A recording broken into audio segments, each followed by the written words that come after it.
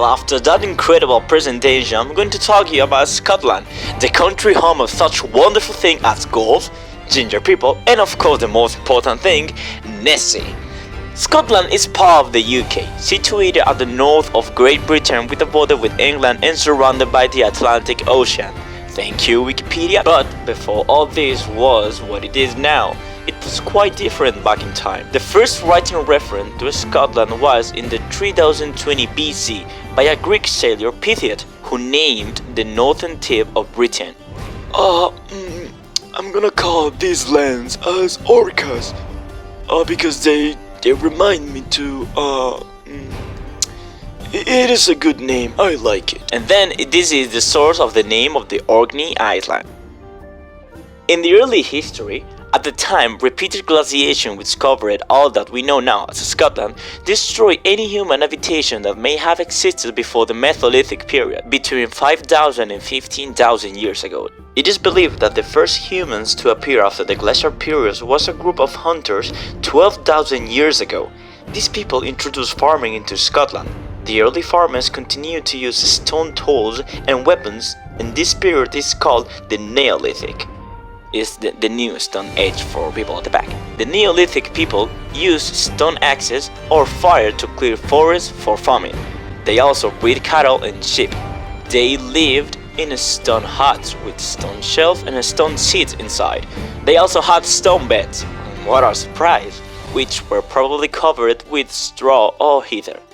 The village was named Skara Village because this was the name that they gave to the stone huts. By 1800, people in Scotland entered into the Bronze Age. They continued to live in simple huts, but they were famous for their stone monuments.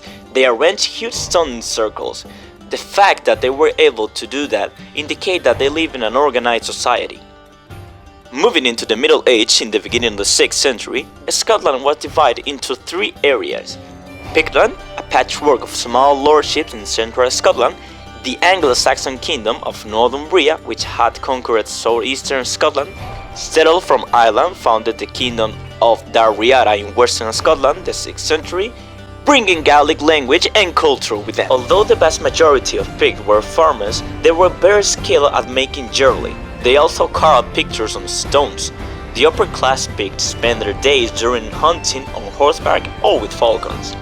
And in the evening they used to do something that we call now as juernes, but it was every evening. Scotland writing history begins with the Romans. The Romans invaded Scotland in the 80 AD, led by Agricola. They advanced into southern Scotland and then marched into the northeast. In 6th century, people from Ireland, called the Scots, invaded what is now Scotland.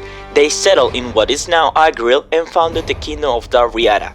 The Roman influence on the southern part of the country was considerable, and they also introduced Christianity to Scotland. Then, in 843, Kenneth MacAlpin, who was the king of the Scottish Kingdom of Dalriada, also became king of the Picts of northern and central Scotland. So, the Scots and the Picts merged to form a single kingdom. But Scotland jumped into the spotlight in the 18th and 19th century, and Glasgow was the world's premier tobacco port, dominating the world trade. Of course, until the American War of Independence in 1776. After 1860, Glasgow shipyards specialized in steamships made of iron. It became the world's preeminent shipbuilding center. The industrial developments, while they brought work and wealth, were so rapid that housing, town planning, and provision of public health did not keep pace with them. And for a time, living conditions in some of the towns and cities were notoriously bad, with overcrowding, high infant mortality, and growing rate of tuberculosis. The Scottish Enlightenment is considered to have concluded toward the end of the 18th century. But Scottish contribution to British science and letters continued for another 50 years more. In the modern day, after 1945, Scotland's economic situation worsened due to overseas competition, inefficient industries, and industrial disputes. The Scotland Act in 1988 was passed by the UK Parliament, which established and devolved Scottish Parliament and Scottish Government, with responsibility for most laws specific to Scotland. The Scottish Parliament was reconvened in Edinburgh on 4th of July of 1999. The first Minister of Scotland was Donald Dewar, who served until his sudden death in 2000.